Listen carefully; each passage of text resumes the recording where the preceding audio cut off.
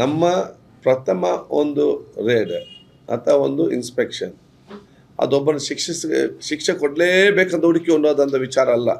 ಒಂದು ನಾವು ಹೇಳ್ದೆ ಅಲ್ಲ, ಅವರವರ ತಪ್ಪು ಅವ್ರು ಅರ್ಥ ಮಾಡಿಕೊಳ್ಬೇಕು, ಅವರು ಸರಿಪಡಿಸ್ಕೊಳ್ಬೇಕು, ಅವ್ರ ವ್ಯಾಪಾರ ಕೂಡ ಮಾಡಬೇಕು, ಅವ್ರಿಗೆ ಬಿಸ್ನೆಸ್ ಕೂಡ ಆಗಬೇಕು, ಅಲ್ಲಿ ಕೆಲಸ ಮಾಡಿ ಕೂಡ ಬದುಕಬೇಕು. ಹೋಗಿ ಬಂದ್ ಮಾಡಲಿ ಯಾರು ಕೂಡ ಮಾಡ್ಬೋದು, ದೊಡ್ಡ ವಿಷಯ ಅಲ್ಲ, ಬಂದ್ ಮಾಡ್ಬೋದು ಅಂತೇಳಿ. ಮೊನ್ನೆ ಏನು ಇಲ್ಲಿ ಬಹುತೇಕ ಎಷ್ಟಾಗಿದೆ ಅವ್ರಿಗೆಲ್ಲರಿಗೂ ಕೂಡ ನೋಟಿಸ್ ಕೊಟ್ಟು ಕರೆಸಿ ಅವ್ರು ತಪ್ಪಾಕಿ ಅವ್ರು ಫೈನ್ ಮಾಡಿ ಅವ್ರಿಗೆ 10 ದಿವಸ ಟೈಮ್ ಕೊಟ್ಟು ಮತ್ತೆ ಇನ್ಸ್ಪೆಕ್ಷನ್ ತಂಡ ಹೋಗ್ತದೆ. ಎಲ್ಲಿ ವಿಪರೀತವಾಗಿ ಇವತ್ತು ನಮ್ಮ ಕಾಲಿಕೆ ಬರ್ತದೆ ಅಲ್ಲಿ ನಾವು 2-3 ನಾವು ಇವತ್ತು ಬಂದ್ ಮಾಡಿದ್ದೇವೆ. ಬಂದ್ ಮಾಡಿದನು ಕೂಡ ಇವತ್ತು ಅವರ ತಪ್ಪನ್ನು ಒಪ್ಪಿಕೊಂಡು ಅವ್ರಿಗೆ ನೋಟಿಸ್ ಜಾರಿ ಮಾಡಿ ಆ ತನಿಖೆ ಅದು ನಡೀತಾ ಇದೆ. ನಾವು ಅವ್ರಿಗೆ ಕೋಲ್ಡ್ ಸ್ಟೋರೇಜ್ ಐಟಮ್ ಇನ್ನಿತ್ತ ಬೇರೆ ಬೇರೆ ಐಟಮ್ಸ್ ಇರುವ ಸಂದರ್ಭದಲ್ಲಿ ನಾವೆಲ್ಲರೂ ಕೂಡ ಲಾಕ್ ಮಾಡಿ ಸೇಲ್ ಮಾಡಿಕೊಂಡು ಹೋದರೆ ಫುಡ್ ಸೇಫ್ಟಿ ಅವರು ಕೂಡ ಕಾನೂನಿನ ಅವಕಾಶಗಳಿದೆ ಇದರಲ್ಲಿ. ಸೊ ನಾವು ಎಷ್ಟು ಇವತ್ತು ಜನರಿಗೆ ಪ್ರಯೋಜನ ಮಾಡಲಿಕ್ಕೆ ಸಾಧ್ಯವಾಗೋ ವಿಚಾರ ಇವತ್ತು ಮಾಡಿಕೊಂಡು ಹೋಗೋಂಥ ಅವಕಾಶ ಇವತ್ತು ಆಗಿದೆ ಇದರಲ್ಲಿ. ಮತ್ತು ಈ ಮಲ್ಟಿನ್ಯಾಷನಲ್ ಕಂಪನಿ ಅದು ಬೇರೆ ಬೇರೆ ಇದಿದೆ, ಬರ್ಗರ್ ಇದೆ, ಪಿಜ್ಜಾ ಇದೆ, ಇನ್ನೊಬ್ಬರಿದೆ. ಈ ಭಾರತ ದೇಶದ food safety authority of India ಇದರಲ್ಲಿ ಕೆಲವು ನಿಯಮಗಳಿದೆ. ಈ ನಿಯಮದಲ್ಲಿ ಏನಿದೆ ಅಂತ ಹೇಳಿದರೆ ಇವರಿಗೆ 8 ತಿಂಗಳ ತನಕ ಇವರಿಗೆ ಕೋಲ್ಡ್ ಅಲ್ಲಿ ಇಡ್ಬೋದು. ಯಾವುದನ್ನು -34 ಟಿಲ್ 8 ಮಂತ್ಸ್ ಚಿಕನನ್ನು ಇಡ್ಬೋದು. ಬನ್ನನ್ನು ಎಷ್ಟೋ ತಿಂಗಳು ಇಡ್ಬೋದು. ಕಾನೂನಲ್ಲಿ ಅವಕಾಶದ ಇರಲಿ, ಅದು ನಾನು ಹೇಳಿದ್ದೇನೆ. ಒಂದು ಬೋರ್ಡ್ ಹಾಕಿ ಇದು 3 ತಿಂಗಳ ಚಿಕನ್, ಇದು 5 ತಿಂಗಳ ಚಿಕನ್, ಇದು 3 ತಿಂಗಳ ಬನ್ ಅಂತೇಳಿ ಜನರಿಗೆ ಗೊತ್ತಾಗಬೇಕಲ್ಲ. ಜನರತ್ರ ಹೇಳಿ ಅವ್ರು ನೋಡಿ ಮತ್ತೆ ತಿನ್ನೋತೀನಿ. ನಾವೇನು ಮಾಡೋದು, ಇದನ್ನು 8 ತಿಂಗಳ ಚಿಕನ್ ಬೇಕಂತ ಹೇಳಿದರೆ ಅವ್ರು ತಿನ್ನೋರ್ತಿಲ್ಲ, ಅವ್ರ ಮಕ್ಕಳಿಗೆ ಕೊಡಲಿ. ಒಂದು. ಎರಡನೇದು, ಅಮೇರಿಕಾದಿಂದ ಬೇರೆ ಬೇರೆ ಇವತ್ತು ಇರ್ತದೆ ಕಿಟ್ಕ್ಯಾಟ್ ಚಾಕ್ಲೇಟ್, ಒಂದು ಉದಾಹರಣೆಗೆ ಮಾತ್ರ, ಬೇರೆ ದೇಶದಿಂದ ಚಾಕ್ಲೇಟ್ ಕೋಲ್ಡ್ ಡ್ರಿಂಕ್ ಎಲ್ಲ ಇರ್ತದೆ. ಅಲ್ಲಿ ಅದರ ಟೇಸ್ಟೇ ಬೇರೆ, ಅಲ್ಲಿ ಅದರ ಕ್ವಾಲಿಟಿಯೇ ಬೇರೆ, ಅಲ್ಲಿ ಅವ್ರ ಕಾನೂನೇ ಬೇರೆ. ಉದಾಹರಣೆ, ಒಂದು ಚಾಕ್ಲೇಟ್ಗೆ ನಾನು ತನಿಖೆ ಮಾಡಿಸಿದ ಸಂದರ್ಭದಲ್ಲಿ ನಮ್ಮ ಅಧಿಕಾರಿಗಳು ಹೇಳ್ತಾರೆ ಅಲ್ಲಿ ಬರೀ 25% ಮಾತ್ರ ಶುಗರ್ ಆಗಲಿಕ್ಕೆ ಅವಕಾಶ ಇದೆ. ಇಲ್ಲಿ ಅದೇ ಕಂಪನಿಗೆ we are give up till 200. So ಇದೆಲ್ಲ ನಮ್ಮ ಸೆಂಟ್ರಲ್ನಲ್ಲಿ ಫುಡ್ ಸೇಫ್ಟಿ ಕಾನೂನು ಮಾಡ್ತಾರೆ. ಅವರೊಂದು ಮಲ್ಟಿನ್ಯಾಷನಲ್ ಕಂಪನಿ ಬರುವಾಗ ಅವರು 100 ರಿಯಾಯಿತಿಗಳಿಗೆ ಹೇಳ್ತಾರೆ. ಆವಾಗೊಮ್ಮೆ ಬರಲಿ ಅಂತೇಳಿ ಕಣ್ಣು ಮುಚ್ಚಿ ಸೈನ್ ಹಾಕಿ ಕೊಡ್ತಾರೆ. ಸೊ ಇದನ್ನೆಲ್ಲ ಕೂಡ ಕೇಂದ್ರದಲ್ಲಿ ಸರ್ಕಾರ ಇದನ್ನೆಲ್ಲ ಕೂತ್ಕೊಂಡು ಮತ್ತೆ ನಾವು ಪುನರ್ವಿಮರ್ಶೆ ಮಾಡಿ ನಾವು ಕೆಲವೊಂದು ರೂಲ್ಸ್ಗಳು ಕಾನೂನು ಕೂಡ ಚೇಂಜ್ ಮಾಡಬೇಕು. ಅದಕ್ಕಾಗಿ ನಾವು ನಮ್ಮ ರಾಜ್ಯದಲ್ಲಿ ಎಲ್ಲ ದೇಶದ ಫುಡ್ ಸೇಫ್ಟಿ ಕಮಿಷನರ್ಸ್ ಅಧಿಕಾರಿಗಳ ಮತ್ತು ಹೆಲ್ತ್ ಮಿನಿಸ್ಟರ್ ಸಭೆಯನ್ನು ನಾವು ಬಹುಶಃ ಇವತ್ತು ಕರ್ನಾಟಕದಲ್ಲಿ ಕರಿಬೇಕಂತ ನಾವು ಇವತ್ತು ಪ್ಲ್ಯಾನ್ ಮಾಡಿದ್ದೇವೆ. ಅದರ ನಂತರ ಚರ್ಚೆ ಮಾಡಿಕೊಂಡು ನಾವಿವತ್ತು ಕೇಂದ್ರ ಸರ್ಕಾರಕ್ಕೆ ಆ ಒಂದು ವರದಿಯನ್ನು ಕೊಡಬೇಕು, ಯಾವ್ದು ಬದಲನ್ನು ತರಬಾರ್ದು ಅಂತೇಳಿ ಇದಕ್ಕಾಗಿ ನನ್ನ ಪರ್ಮಿಷನ್ ಕೇಳಿದ್ದೇನೆ.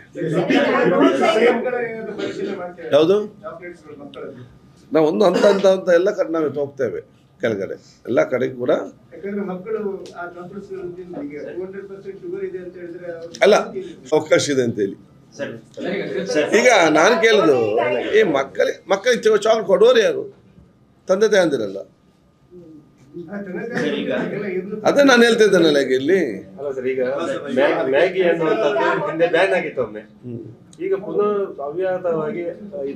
ಅದೇ ನೋಡಿ, ಕಾನೂನಲ್ಲಿ ಅವಕಾಶ ಇದೆ ಮತ್ತು ಆ ವ್ಯಾಪ್ತಿಯಲ್ಲಿ ಇರಬೇಕು. ಅವತ್ತು ಫುಡ್ ಸೇಫ್ಟಿ ಅವರು ಹಾಕಿದ್ದು ಮತ್ತು ಅದನ್ನು ರೆಕ್ಟಿಫೈ ಮಾಡಿದ್ರು ಮತ್ತೆ ಸ್ಟಾರ್ಟ್ ಆಗಿದೆ ಇದರಲ್ಲಿ. ನೋಡಿ, ಈಗ ಸಂಬಂಧಪಟ್ಟ ಇದು ಶುಡ್ ಬಿ ಹೈಜಿನಿಕ್ ಅಷ್ಟೇ. ಮತ್ತು ಆಯಿಲ್ ಕೂಡ ಡಬಲ್ ಸೆಲ್ ಯೂಸ್ ಮಾಡಬಾರ್ದು. ಅದು ನಾವು ಟೆಸ್ಟ್ ಮಾಡೋಗಿ ಗೊತ್ತಾಗ್ತದಲ್ಲ.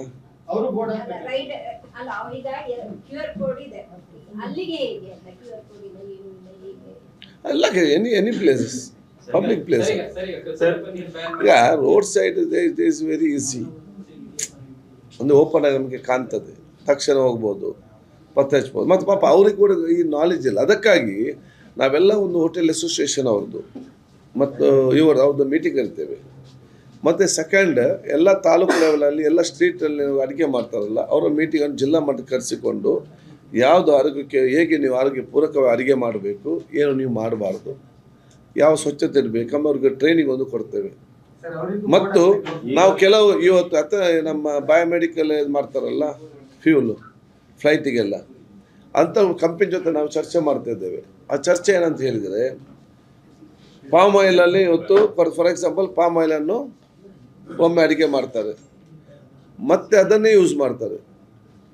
ಯಾಕೆ? ಅವ್ರ ಆರ್ಥಿಕವಾದ ನೋಡಲಿಕ್ಕೆ. ಅಥವಾ 5 ಸ್ಟಾರ್ ಹೋಟೆಲ್ ಯೂಸ್ ಮಾಡಿದಂಥನ್ನು ಇವರು ತಗೊಂಡು ಕಮ್ಮಿಗೆ ಬರ್ತಾರೆ. ಏನಾದ್ರು ಅಂಥದ್ದು ಇವರು ಕೊಟ್ಟರೆ ಆ 5 ಸ್ಟಾರ್ ಮೇಲೆ ನಾವು ಆ್ಯಕ್ಷನ್ ತಗೊಳ್ತೇವೆ.